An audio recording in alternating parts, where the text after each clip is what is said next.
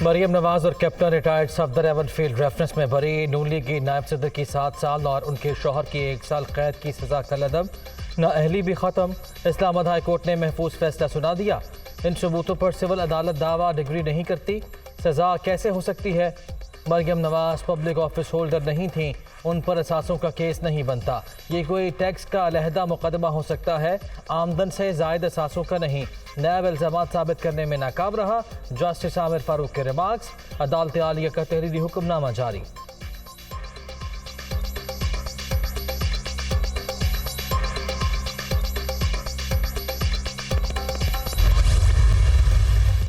سیاسی انتقام کا تاریک دور انجام کو پہنچ گیا، اللہ نے ہمیں سرخرو کیا۔ آج کے عدالتی فیصلے سے جھوٹ، بہتان اور کردار کشی کی عمارت زمیں بوس ہو گئی۔ وزیر اعظم کا مریم نواز اور کیپٹن ریٹائرڈ صفدر کی سزائیں کا عدم ہونے پر اظہار تشکر، مریم نواز کو گلے لگا کر مبارکباد۔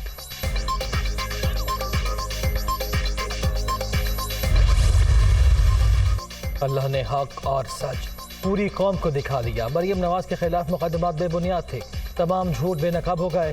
میں نے اپنا فیصلہ بھی خدا پر چھوڑا تھا۔ نواز شریف کی لندن میں میڈیا سے گفتگو، مولانا فضل الرحمان کا نون لیگی قائد سے رابطہ، عدالتی فیصلے پر مبارکباد۔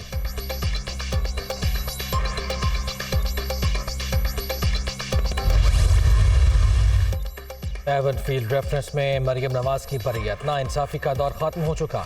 امید ہے نواز شریف کو بھی جلد انصاف ملے گا۔ 5 سال کے دوران جو کچھ ہوا اس کی تحقیقات کے لیے کمیشن بننا چاہیے۔ خواجہ آصف کی لندن میں لیگی قائد سے ملاقات کے بعد گفتگو۔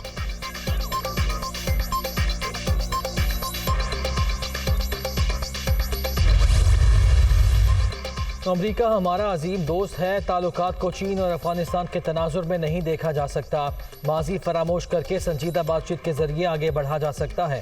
حالیہ سیلاب سے پاکستان میں بڑے پیمانے پر تباہی پھیلی، متاثرین کی بحالی کے لیے رقم نہیں، عملی اقدامات چاہتے ہیں۔ عالمی برادری آگے بڑھ کر سہارا بنے۔ وزیر اعظم شہباز شریف کا پاک امریکہ تعلقات کی 75ویں سالگرہ پر تقریب سے خطاب۔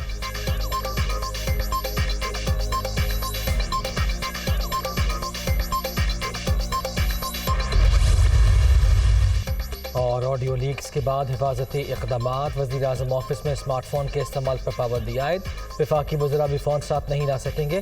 نئے SOPs کے تحت روزانہ مانیٹرنگ ہوگی۔